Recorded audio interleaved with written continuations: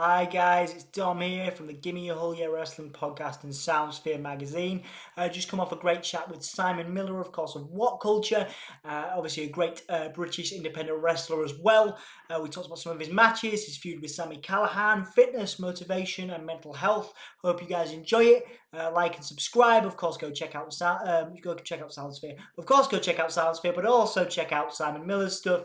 And we will see you again really, really soon. Excellent, mate. Right, you know you're being recorded, so that's good. That's a good start. Mate, yeah, thank you so much for making the time for me. I've been looking forward to doing this for a long time. So That's very kind of you, man. No, thank you for asking, dude. It kind of blows my brain a bit when people say, Miller, can I interview? I'm like, I mean, you can, yeah. You can do whatever you want, sure, why not? yeah, it's cool, man. Obviously, you've had such a great career over the last few years as a wrestler, as well as I guess, entertainer. I think on the broadest spectrum, I'll take it. doing your own channel, WhatCulture as well. One thing that I love about you is you're not only you're not only doing the WhatCulture stuff, the wrestling stuff, but you're also doing the motivation stuff on your own channel. And I do want to talk a little bit about that because I get to work with a lot of young people who deal with mental health issues and their own challenges. And one thing that comes up quite a lot is success and what that means to them. They look at Simon Miller and they think, professional wrestler, YouTube personality, because you forget, obviously, now for young people, becoming a YouTuber full time is a thing. When we were growing up, like it was, a movie star, whatever. Now, if you're Simon Miller, that is like, which is amazing that you've been able to do that, and congratulations. But it's like, whoa, holy shit, that's amazing. So, obviously, long way around there, but how do you define success? What does it mean to you as a person? Well, firstly, that's very kind, everything you just said. So thank you very much. I do appreciate it. It's very kind. To me, success it's so difficult to quantify because everything you've just said, I don't necessarily think I see from my own point of view. My girlfriend especially would tell you this. She would say you need to appreciate what you've done more, but I don't. And I think that kind of taps into this craziness about what success is, right? Because it's different for everybody. I've got a friend of mine, and his only goal in life was to settle down and have 2 kids, and he did that relatively young, and he's been content ever since. To me, that sounds like the most terrifying thing ever, because I wanted to go out there, as you mentioned, and try and do 72,000 things, and just see what would happen. And that's why it's so difficult to people. That's why I always say success really has to come from the attempt to do something. That should be the idea of success. Of course, if you become Brad Pitt and you smash it, then absolutely pat yourself on the back. But as long as you try to become Brad Pitt, whatever your icon, your hero is, that's what matters. Because then when you are 80, 90 years old, if you're lucky enough to get there, you can look back and think to yourself, well, at least I gave it a go. And that's all you can do. That's the only real thing you have in your power, is to actually open your door, walk outside and go and get involved in whatever the hell it is you want to get involved with. And that kind of goes the other way as well. Even if it doesn't pan out like you were expecting, or it doesn't become successful in terms of the literal sense of the word, that's all right. I don't believe in this, oh, you quit. No, you didn't quit. You gave something a go. You realized it wasn't for you, or it wasn't going in the direction you wanted. So you took a step back, and now you're going to try something else. That's just, if you have a list of things, it's just as powerful to put a tick next to it than it is cross something out. Because as long as you know in here, that's all that matters. And that's where success lives as well. Your success could be, you just mentioned mental health. Your success could literally just be going outside for the day because you had agoraphobia. Do you know what I mean? And you've got over it. What a successful thing that is to do. But I am, at the same time, I am a very ambitious person. I do want to, throw myself into all these projects. And really, again, it's because I don't want to regret anything. And I realize how fleeting this stuff can be. Like you said, the YouTube stuff, I feel so privileged and blessed to do that. But it takes, one phone call, 24 hours when the whole system comes tumbling down. And it's all gone in an instant because there's millions of people like me. Doesn't mean I don't appreciate it and I don't like it, but I think it's really important to be as humble and as self-aware as you can, which again ties into success. Let's say my success is I want to get to an average of 1 million views a day. Well, you can get there, but then in a year's time, maybe it's gone back down to 100,000 views a day. You just don't know, which is why you got to try and live day to day and really kind of put your successes, as long as you've got a roof over your head and you're healthy and you've got some food you can put in your mouth. You've really just got to sort of get to the end of each day and go, all right, sweet. We smashed it as hard as we could. Let's see what happens tomorrow. Absolutely, man. Absolutely. I think that's a really important message because, again, people do, the goalposts move throughout somebody's life. And one of the things I'm really interested with you is because obviously your love of wrestling took you to a wrestling ring, which is fantastic. But obviously, you've gone through a lot of self-improvement and a lot of motivation with regards to your own, self-image and stuff. You've built yourself up. You've become this motivator with regards to fitness, but also, you work every day to become fitter and become healthier. So did your love of wrestling and the desire to get into wrestling, because I know you started that from a young age, did that spur on your personal fitness journey and that kind of side of things? I mean, in a roundabout way, it did, yeah. Because the reason I wanted to go to the gym is because I was a massive Triple H fan as a kid. Yeah. And he looked like he'd just fallen off a comic book. So I was like, well, I want to look like him. He looks great. But that almost just served as a catalyst, because when I went to the gym, it sounds so sad, but it's true. I remember I did one bicep curl, and my brain just went, yeah, let's do this forever. I just loved it. Like, and I always say, when people say to me, Miller, how do you motivate yourself to go to the gym? I say to them, well, what's your favorite thing in the world to do? And they'll go to a theme park. I was like, imagine you could go to a theme park every day. I'm lucky. I lucked out in that sense. It's not hard to go and do something you enjoy. And I love lifting weights. Not going to lie, recently, the global pandemic has taught me what the exception is. Do not like working out in my house in a tight space with crappy weights that I've got. But, we do what we can. But yeah, so wrestling did, would I have gone to the gym without having that first inspiration from a guy that was a wrestler? I don't know. But then ever since then, the two have kind of been intrinsically linked.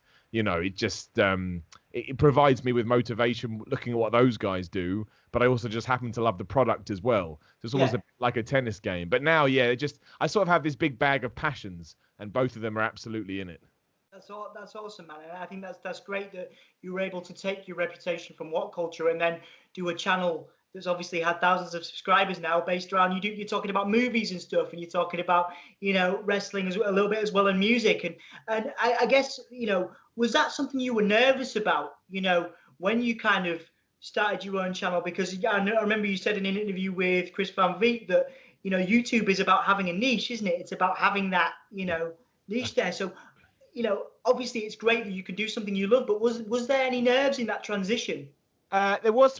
Actually, I had my YouTube channel before I joined WhatCulture, but it was very different then. It's when I used to do all this character stuff because I'm a child. Again, inspired by wrestling. I would go and do a bunch of interviews with people as a character I'd made up because I thought it was funny, like Ali G, Sacha Baron Cohen. But yeah, when I actually decided to kind of make it more about me, the channel, I was really intimidated by it, especially because I decided I wanted to talk about mental health. Like, I was really passionate about it, and I donate to causes, like most people do. But I thought, what else can I do? Is there anything that I have? And I thought, well, you have a YouTube channel, you have a small platform, but a platform all the same. Like, even if one person was affected by it, and I was worried about that simply because I don't mean this negatively, I just mean this factually. There is a lot of cynicism on the internet. And I didn't want to think anybody always doing it for views and stuff like that. Do I want views? Of course I do. Views are the currency on YouTube. It's what you're going for. And the bigger the audience you have, the more creative you can be. But that wasn't the sole reason for doing it. It was like, well, I want to talk about it. I enjoy talking about it, for lack of a better term. It kind of ties into my own personal history. I'll just give it a go. But no, that is intimidating because you don't know how people are going to respond to it. You mentioned how most sort of super successful YouTube channels are a niche, like, WhatCulture Wrestling is about wrestling. And then it's different for people like PewDiePie, but they've exploded out of the water. But usually it's those building blocks. But I was like, well, I don't really want to do that. I just want to talk about stuff that I want to talk about. And if people want to watch it, great. If they don't want to watch, great. Like I say, if the world did fall apart tomorrow and I had to rely on that, I probably would double down. I probably would. But until then, I was like, no, I want to talk about this stuff.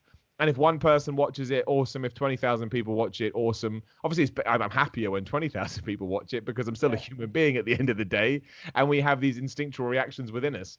But it was just the most important thing to me was just to talk about it. But yeah, it was intimidating. No two ways about it, which is kind of ironic. You're doing mental health vlogs and you're intimidated about doing it. It sums it up, right? It absolutely sums it up. And I wanted to ask you about the biggest challenges you faced, because obviously, people look at you a certain way and they go, oh, Simon's, been able to work as a wrestler all over the country. You even had, before lockdown, you even had an opportunity to work in the US. And I know we'll talk about the death match coming up shortly. They look at you and they go, wow, you've done everything. So tell me about, the challenges in your own mind, the bad days you have. I know there was a video you posted recently about motivation. You said that, fortunately, you don't have too many bad days. But on those days where you are struggling, on those days where you do get up and you're struggling for motivation, what does that for you? Is it family? Is it friends? Is it your partner that you mentioned? Where does your motivation come from, outside of wrestling and outside of being an entertainer? Hard-headedness. Yeah. Which is true in the sense that, the thing that would motivate me the most is if someone said to me, Miller, you'll never be able to do that. I'd be like, man, I'll prove you wrong. And that's kind of the same for me. Like when I wake up and I don't necessarily feel 100%, I will, and this works for me. I would certainly not suggest this for lots of people, but I found out this actually helps me. It's just to push myself through it and say, well, you're going to do it anyway. It doesn't work all the time, but it certainly works 99% of the time. But yeah, I've had loads of struggles. Like, in the YouTube game, I was doing the YouTube stuff since like 2010. And I'm not going to give you any clues, but you can find videos on the internet with like 8-9 views, which are terrible, done by me at the turn of the decade, where, yeah, I'm just trying. But again, that was imperative to when an opportunity did come up to make sure I had the experience. And really, if you go back and watch some of my early WhatCulture videos, they are not what I would call good. I would call them bad. Very, very bad. But the same with the wrestling, right? I debuted in April 2018, and July 2018, I was in a hospital and I'd absolutely destroyed my shoulder, broken clavicle. There's so many injuries. I can't even remember now. My deltoid was all screwed. My, what the hell is it called? Whatever it's called, I've forgotten the name. But that was awful. Like, I'd done 5 matches. That wasn't great, obviously, but I was excited about what could happen. And then I found myself sitting at home for 8 months. Which also took the gym out of the equation, which again, going back to what helps me on bad days, working out is my ultimate balancer. When I'm in the gym, nothing else matters because I'm so focused. And really, you just have to accept that some days are going to suck. And that's what I did when I hurt my shoulder. After I'd kind of tried to just push through it mentally like I usually do, I accepted, nope, that's not the time. Now the time is for rest, relaxation, and switching off, which I'm not good at doing. But I realized that was the quickest way to get back to what I did want to be doing. And it was the same with the YouTube thing. I remember there was one month, especially when I went out on my own, which was kind of around about 2016. And I remember one month I earned so little money, I didn't know how I was going to pay the rent. I was like, what the hell am I going to do? But actually, talking about family, I called my dad and I said, I don't know what to do. And he just said, keep going. He said, hold your nerve. That was the phrase that really got me. He said, hold your nerve and see what happens. And I did do that. And yeah, it's not like, it doesn't make me any better, worse, or anybody else, but I stuck with it because I knew that's what I wanted. And because I knew that's what I wanted and I wasn't willing to sacrifice, like I was offered jobs in the interim period of that. And I did take one and I quit after the first week because no, I don't want this. It's not, life is short and time is fleeting. I don't want to get distracted. And so I went back to doing it and just chipping away and trying to improve myself and understanding that, success, I don't use the word success, but achievements aren't a right. You have to put in all the work and you kind of just have to hope that everything comes together. I mean, there are incredibly talented people out there that never really make it to where they want to go. And it was real tough at times, real tough, right? It just wore me out, wore me down. But again, I knew what I wanted, and going back to the start of this hard-headedness, I was just like, I'm going to do it one way or the other until I get kicked out of my house, and then maybe I'll think again. And I know that could go away as well. I always like to say that I know that could go well, but for now, I'll enjoy it as much as I can. Absolutely, man. Absolutely. Just as an extension of that, one thing that comes up for me a lot in conversation with young people is comparing themselves to other people. Now, obviously, again, you are a great role model for anybody who wants to get into YouTube and anybody that wants to be a wrestler as well. And that hard-headedness that you have, right down to your gimmick and the way you portray yourself, how you are in interviews. You're a lovely dude, and you put yourself across. Very kind, man. People do love you, and the way you come across. Obviously, it's a difficult one because people do struggle with that. People do struggle with perception and how it is. And I wanted to ask you about, how do you compare yourself to other people? Do you pay mind to the perception versus reality of, because obviously social media paints people in a certain light. Social media allows you to control how you look to the world and what you put across. So have you ever compared yourself to somebody else? Have you ever felt, have you ever struggled with that, and how have you overcome it? Yeah, of course. I mean, we're all human beings at the end of the day. And sometimes it's hard not to look at someone that's potentially working not as hard as you are. And maybe you don't think the content is as good as your content. And, the classic green-eyed bug, right? You get a little bit envious, a little bit jealous. Like, well, what did they do? Why can't I do that? I think we all just do that on some level. But again, that's an insular thing. That's when you need to look internally and go, well, why do I feel that way? And then you'll go off on a whole other journey and you'll actually figure it out. Usually you are projecting onto other people because there is something inside of you that you need to go and sort out. But that's perfectly fine. Like it's a perfectly normal thing to do. As long as you don't try and drag anybody down, which is what some people unfortunately do. And that's when it gets bad. But there's nothing wrong with having that thought. And again, being self-aware enough to go, well, let me explore that thought and see where it goes. But yeah, of course I do that. I still do it now. Or if a certain video doesn't do very well and I thought it was a particularly good video, I'm like, well, that's bull crap. But you know, but that's the same with anything. That you could be working for a games company and your game doesn't sell well. Why did this other game sell well? It all just depends on the field that you're in. But that's why you just got to take day by day as things as they come. Yeah. But perception is an incredible tool. I won't use names just because I don't want to call the company out. But I used to work for a company, and I want to make a case they ever heard this. I loved working for this company. I didn't mind the arrangement at all. It worked for me just fine. But they were quite big, and it was quite a big platform. And every time I would do work for these people, I would get loads of tweets and stuff. Miller, that's amazing.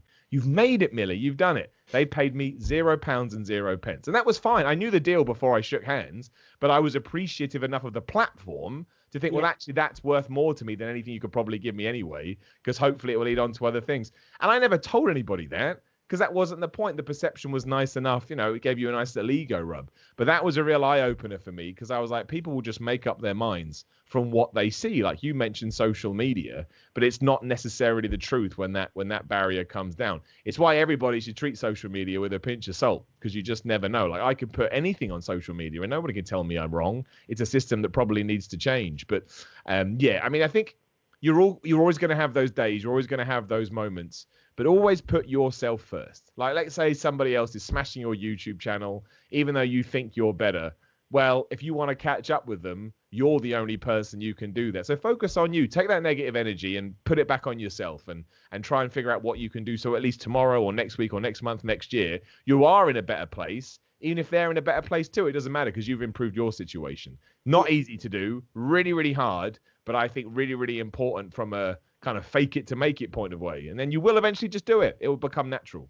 Yeah, absolutely, man. Again, as an extension of that, before we talk about a little bit about your wrestling and future plans, like, obviously, there's been so many challenges for you, in terms of building that perception, from a wrestling perspective, as a performer, obviously as an entertainer as well. You've had some great matches. We were talking to Nathan Cruz the other day, obviously a Yorkshire, Yorkshire lad from where we're from. Obviously, you've Martin Kirby as well. You've had some great matches there. But you've also been able to, motivate yourself to become fitter, to become healthier. So in terms of career highlights, obviously you could look at your promos with Sami Callihan, you could look at your, matches that you've had, but what are some highlights for yourself personally? They could be wrestling, but what about in terms of your own personal growth? How have you grown and changed as a person through your career as an entertainer and as a wrestler? What have you learned about yourself? Well, I mean, I think, in terms of wrestling highlights, I mean, I have had, you've mentioned a couple of them, being able to work with guys like that I was aware of beforehand. It's just hilarious when I think about it. It's like, that's weird. But it was just doing it was the highlight for me. It was just doing it. It was getting through that training, having a debut match, and then carrying on. Like before the world got shut down, I was having 2-3 wrestling matches a weekend. I was like, holy, crap, I did it. This was what I was aiming to do. And now I'm doing it. I'm managing to sustain bookings throughout a weekend. It was unbelievable. I was having the time of my life in many ways. But in terms of what I've learned about myself, it kind of goes back to what we were talking about success. It's that even if you think becoming a wrestler is your ultimate dream, and you should absolutely pursue it, you're not going to have one wrestling match and all of a sudden be fixed for life.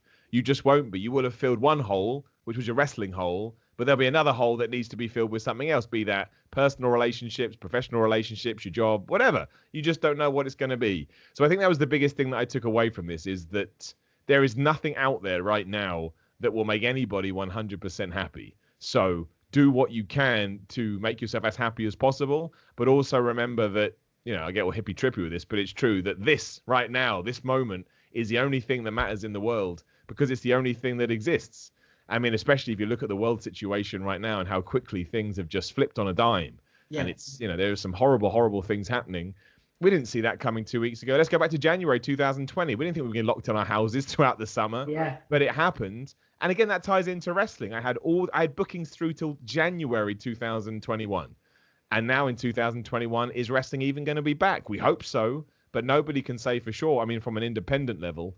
So I think, yeah, when you take all that in, it's just really important to enjoy these experiences you get given, enjoy the moments, accept that some of them aren't going to be what you want them to be, but then just move on to the next one. And again, to me, it's a word that comes up all the time. I think I've said it twice. Self-awareness is the most important thing that I've learned. Don't take yourself seriously. Understand, not that you're in a privileged position, but you're in a position that you should respect, because it could, like I say, vanish. And I think when you're there, still go after other things, still have high ambitions, still be upset when you want to be upset, but always try and keep that balance, because balance is, the balance is the key to being happy, really, or at least that's how I see it.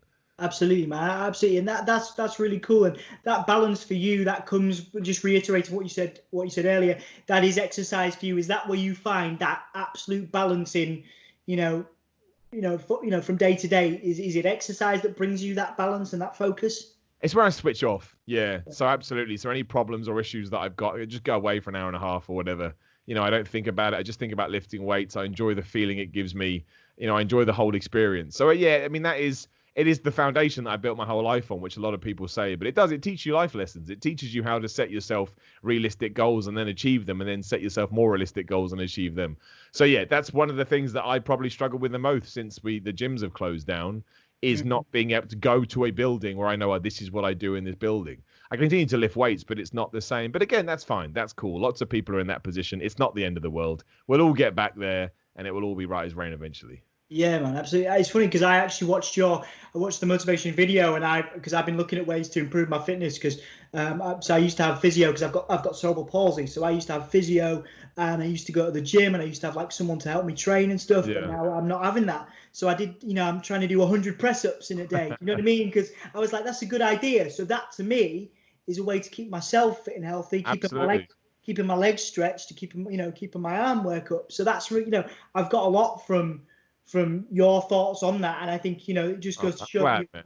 Yeah, really, really motivational for me. Okay, so a couple more questions around wrestling. One of the great things about you, of course, is you've been working in wrestling as a wrestling journalist, wrestling broadcaster, doing interviews with wrestlers, obviously critiquing wrestling on a week-to-week basis. So when you had your first matches, what was the kind of weird surprise, the perception that you had about the wrestling industry and the way spots were called, for example?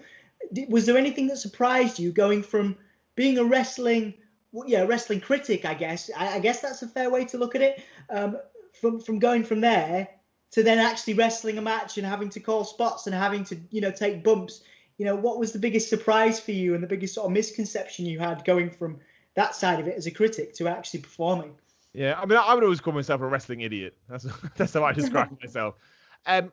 Well, we're all smart fans. I hate that term, but we are. So we do know all the little intrinsical things that we never used to know. So I kind of had an idea of all of that.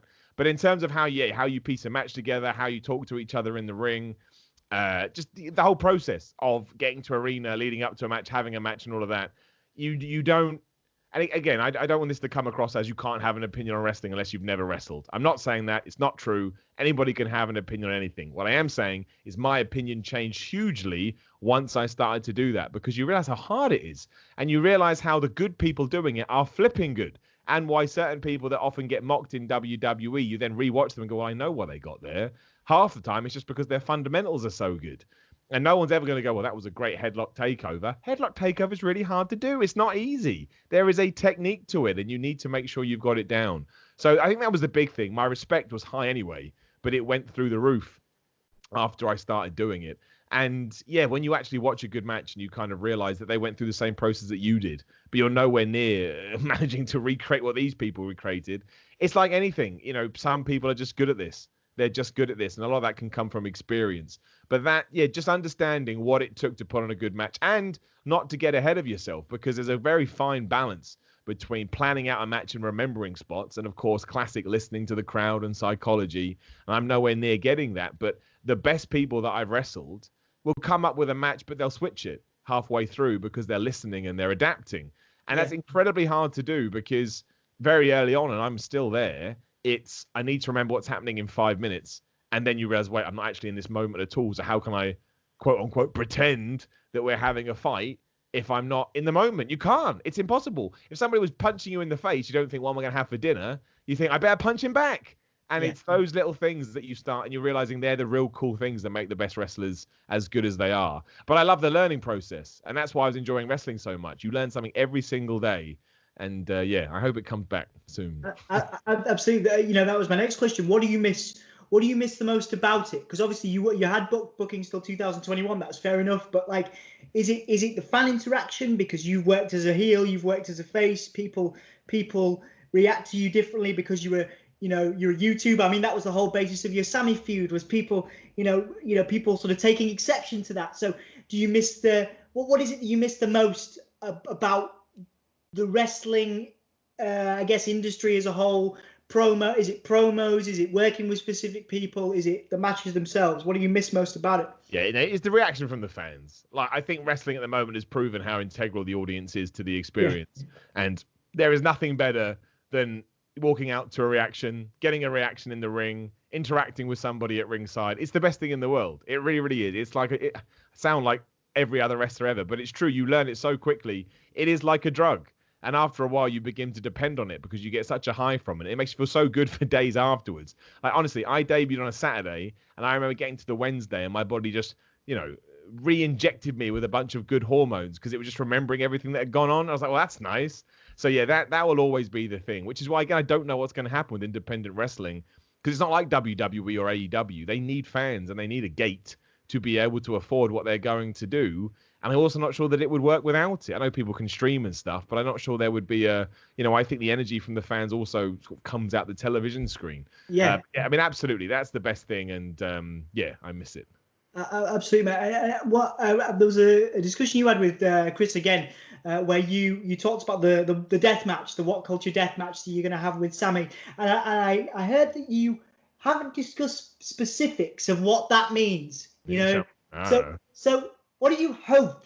Because obviously, you mentioned with Chris, different weapons that you could use. But what do you hope the WhatCulture Deathmatch is? Because I'm assuming you're leaving it to Sami to plan. Well, I hope it's dandelions and marshmallows. I mean, that's what I hope it is. I have a horrible feeling it's thumbtacks, tables, and chairs and ladders would be my guess. No, like there was a plan in place. I did have an idea, but I didn't know everything that he wanted to do. Certainly not. My big fear was barbed wire, and I worry that may actually be the case. But I was happy to do it. Again, it tied into the story. It was two people that hated each other, and as long as it's justified, that's fine. But no, to this day, if you said, Simon, write down everything that entails in a WhatCulture Deathmatch, I couldn't answer it. I don't know. But I'm still talking to Sami. Hopefully, when everything has calmed down, we can rearrange this, and we can go from there. And we'll find out what a WhatCulture Deathmatch is, because I don't know. I really don't know. I'm excited for you, man. I'm excited for you. Thanks, a couple more questions then. Obviously, as an extension of a previous question with regards to, learning, about wrestling through WhatCulture, did performing sort of on YouTube and getting sort of having the pressure of, having thousands and thousands of people watch you and click on your videos, did that help you when you were going into a wrestling ring the first time? I remember speaking to Alicia too when she was talking about doing her first promo and how she messed up, when she was in front of a crowd the first time she was on a microphone, in front of a wrestling crowd, and how different that was to being a YouTube personality. So how did it at all, working on WhatCulture, working on your own videos, did that help you when you had to get in front of a crowd for the first time? If you could take me back. Yeah, I think so. I think because I like being out in front of a crowd. Like, even before I was doing the YouTube stuff, I was getting involved in, other things, whatever that may be. And I just get a kick. I get a kick out of the idea that you're flying by the seat of your pants, right? And something could go wrong at any time. I like that. I used to do I still do. Again, the world stopped. But I used to do a lot of hosting work as well, like live events with a crowd, mostly in video games. And I loved it. I absolutely loved it. Someone just gives you a mic, they put an earpiece in your ear, and they go do what we need to do. And you're like, this is amazing. I could screw up at any point. I get a thrill from that. Some people hate it. I get a huge kick. So yeah, when it came to wrestling, I've made mistakes and, dropped the ball a few times, but I loved it. I loved the fact that I was like, man, I'm in the middle of the ring and I've got to pull this out of the bag. Otherwise I could get booed. And that's something you're able to do in wrestling. So yeah, I love it. I love that feeling. I just love that feeling, which is why I think wrestling is the best. Because, you know, unlike if you're hosting a live thing, there's not going to be too much interaction. But wrestling is all about interaction. That's all it is. Whether you're interacting with your opponent or you're interacting with the crowd. So no, I get a kick out of it. And I think it kind of helped me. I mean, I'm trying to tweak my promo style now because while the YouTube style does work in a wrestling ring, I'm trying to sort of ground myself in reality at the same time, because that is what people like in wrestling in 2020. But that's a learning experience too, so that's great. What I'm hoping is that when wrestling starts up again, people are going to get a slightly different character when it comes to Simon Miller. Or dare I say, they're going to get less of Simon Miller and more of a wrestling character. Ooh. I don't mean that means they're going to come out as a bumblebee. I don't mean that, but I mean, you know, come up with a plan and an idea where I'm still me, but I'm the wrestling version of me, because that way we can tell other stories. And I'm happy to tell this story, but it will run its course. But we can tell other stories as opposed to, I don't want the YouTuber being a wrestler. We can leave that behind. And Simon Miller, the wrestler, can be a wrestler, and then we can build things into that. But I fear that may be a while away, but let's hope that I'm wrong. Oh, so we're not going to see like a Fiend transition where you become like two separate characters. Well, I'd love to do that. Oh my gosh, if someone said I could do that, I'd do it in a heartbeat. But I don't think anyone's going to give me that opportunity. But no, I'd love that. Oh man, Jekyll and Hyde character every day. Dude, absolutely. I'd actually love to see that, man, because obviously people have this, again, you know, this perception of how you come across and this kind of, you know, very, very nice and very, very professional dude. So seeing the kind of alternative would be quite interesting. Yeah. So who is, you know, like I said, it's just inspired another question. Who is inspiring you from a promo level now, and who was inspiring you when you started? How have the way you've developed your promos and the way that you're inspired by them? Who, you know, is it a Chris Jericho thing? Is it a Kevin Owens thing, for example? Like, where, you know, who inspires you now versus who was inspiring you when you started your career? Well, I think when I started my career, I was just doing YouTube promos in wrestling. And that does work because you throw your arms around, you get all hyped and amped, and people will buy off that energy. That doesn't work for every single feud, right? You need to have, sometimes you need to be a real person. And when you're doing a YouTube thing, like I get that in comments sometime where you're clearly putting on a performance. Yes, there's a video. We just stand here like this. So it blows my brain. But then again, it was mostly Sid Scala, who runs the Hustle Wrestling Training School, has been doing all these online courses that I signed up for. And a lot of them have been focused on promos. And he was just like, Simon, just try and focus more on the reality. Try and sound like a normal person. He goes, the YouTube stuff does work. But again, you need to have more, you know, more feathers in your cap. And he was right. So I guess it would be, no, not intentionally, but now you say it, you know, like I mean, Chris Jericho now is something else, but, you know, late 2008, 9, that period, Chris Jericho, when he became a heel, and he started talking like more like a real person and less like a cartoon character. Stone Cold Steve Austin did the same. Kevin Owens would be a great shout at the moment. I think Cody Rhodes always comes across like he means what he says. Yeah. And I think that's the key. And I've been sending promos, you know, back and forth with him, and, you know, he's in NXT UK, so he's got a birth of knowledge. And yeah, it's just about managing to be able to look into a camera by yourself and tell a story without it starting like, rah, rah, rah, rah, like we do on YouTube. I'm glad that I've got that in my back pocket, because I definitely think that can come in handy. But you also need the other side of the fence. So yeah, I think it's all the guys that are at the top right now. Nick Aldis would be another one. Like when Nick Aldis cuts a promo, it's very, I wouldn't say monotone, that's the wrong word, but it's low key and it's serious. And he talks to you, so you listen. And that's the kind of thing I want to tap into at the moment. Yeah, he's got a great heart as well. I managed to speak to him a couple of weeks ago, and he's just a fountain of knowledge. Just absolutely, yeah. Beautiful human being for sure.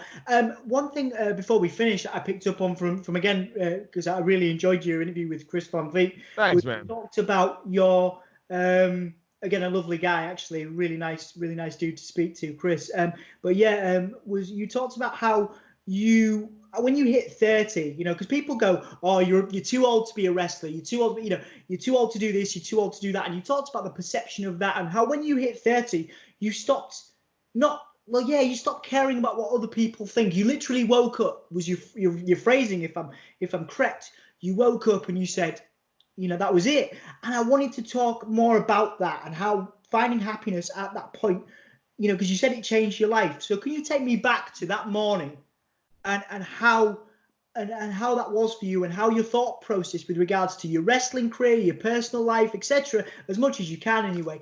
Take me back to that morning and what it did for you.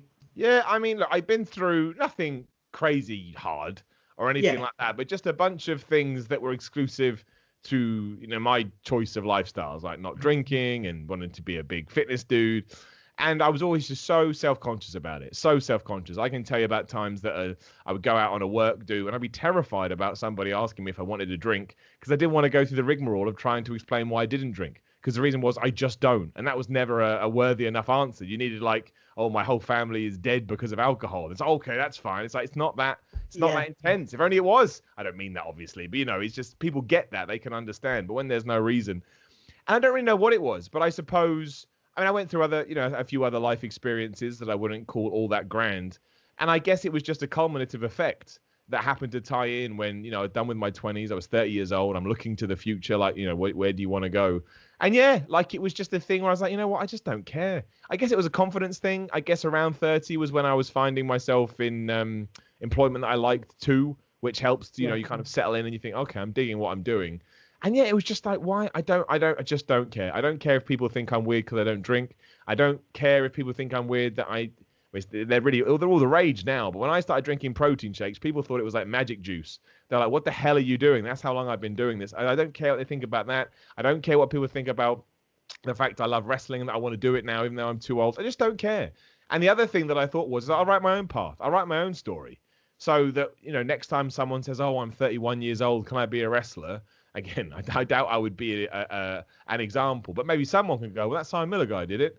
And then all of a sudden you change the narrative. Like Ricky Gervais was always, I find Ricky Gervais a little bit polarizing at times, but in the terms of what he didn't find massive success until he was in his late 30s.